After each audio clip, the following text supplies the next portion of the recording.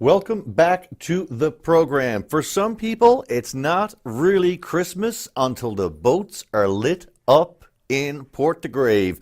Right now, the MHA Pam Parsons, her title escapes me, but she's going to let me know who she's the MHA for right now. She's on line one.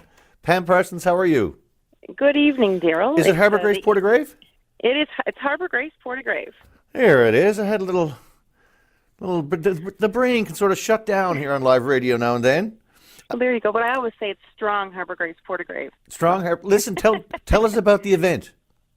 Well, we've been talking about this for some while, queuing it up. When it was the big countdown to the big lighting of the boats, all of those Harvester vessels in Port de Grave Harbour at Marginal Wharf, and there were about 55 plus boats lit up, kicked off on Friday, and so many people came out. The Marginal Wharf was full, and it was a great turnout. There was musical talent there. I want to give a big shout out to organizer Joyce Morgan. She's been doing this, and you know what? This year is special in particular because we celebrated 20 years of the boat lighting. So it was a great time had by all, and the weather cooperated. We got a beautiful blanket of fresh white snow that came Thursday into Friday morning, which provided a lovely backdrop. And it was so Christmassy and lovely. I can't believe it's been going on for 20 years. I know, it's a long time. But, time flies when you're having fun. I mean, I certainly didn't realize that, 20 years had gone by as well. That's around the same time I graduated high school. Wow. So, but it's like I say, it gets bigger and better every year. It started off actually 20 years ago with a gentleman, a harvester by the name of Mr. Eric Lair. And he was the very first to light up his boat there in the harbour, and it just, began to take off from there. More people got involved. As I say, Joyce Morgan, she's the lead star on this one. I call her, the superstar of the boat lighting. She organizes a lot and encourages people to get involved. And I've heard her now. She's been interviewed. By CBC, of course. NTV goes live out there every year. VOCM. You guys do things on this as well, on the boat lighting. And the Navigators, they've been featured on the magazine, The Navigator, but this is world-renowned. It's not just simply provincial-wide now at this point or community-wide. It is a world-renowned event. People all over the world are hearing about the boat lighting in Port de Grave. Thousands of people come visit during the holidays to see it. I know. It's like the Mecca trip to take a drive out to see the boats. So you say 55 boats, so that's not only boats from Port de Grave, that's people coming from other coasts and bays and popping in as well? That's right. So we have Joyce, according to Joyce and our harbour master, Darren Kennedy, we have boats come from Labrador who come and they berth in Port de Grave and different places around the province. I think Portugal Coast St. Phillips, I heard that name mentioned. It's a nice, safe place to store the boat, of course, during the winter season. And, people are so excited. They want to take place in this. And this is quite elaborate. If we took a tour, I took a little walk all around the wharf down Friday night. You got some pretty elaborate decorations and lighting schemes there. And even nearby properties, even lobster nets. Someone got creative and constructed a Christmas tree out of lobster pots. So, it's just very creative. It really, brings home with our ocean theme, of course, our coastal community theme out there. And this is a great reflection upon our province all around because, as we know, the fishery is extremely important to Newfoundland and Labrador. And not only is it, something that, people make their livelihood on, but people take the time, to show their pride at the holiday season. And there's a Facebook page where people can go on and see, look at some of the photos of the boats? Absolutely. There is a Facebook page.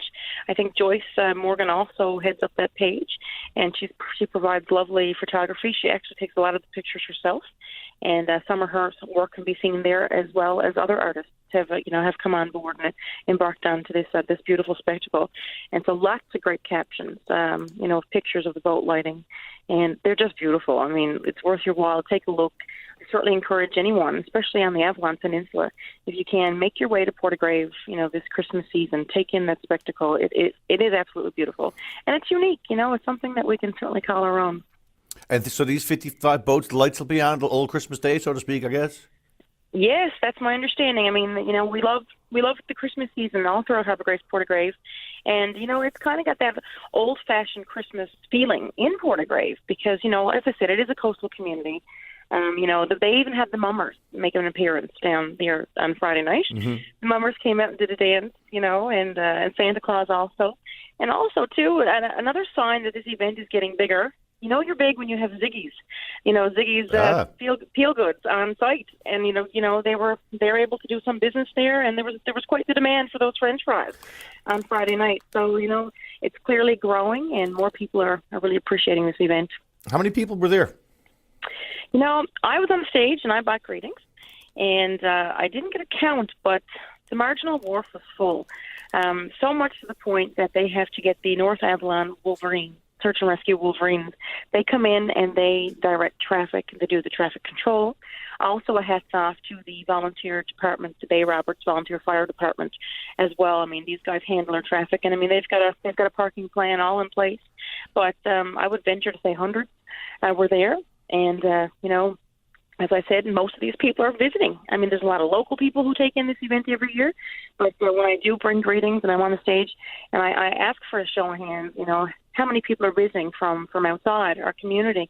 And people come, the hands go up, and I would say probably there's just as many or more visitors than local people in to take in the boat lighting and the kickoff on that Friday evening.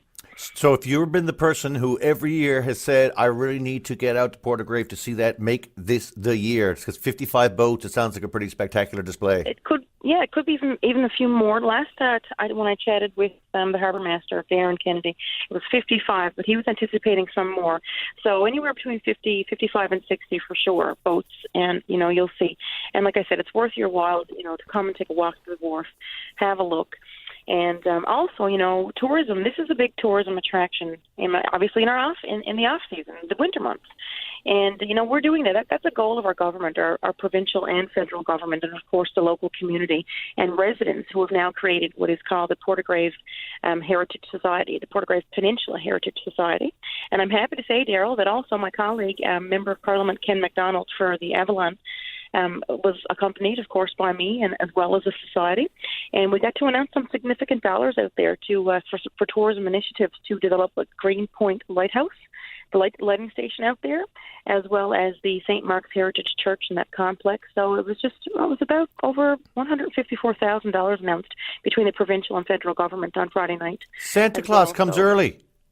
Yeah, well, absolutely. Everything that we can do. I mean, to help, with our local economy, and as we know, in Newfoundland and Labrador, tourism is one of our gems. We've got a very, very special place in the world. That great location, and we're no longer the best kept secret. Winter or summer, Pam Parsons, thank you very much for this. Enjoy your Christmas holiday and your Christmas cake and your Christmas visitations, which I'm sure there'll be many. Well, thank you so much, and Merry Christmas and Happy New Year to you, Daryl, and all your listeners. Take care. Bye-bye. Thank you.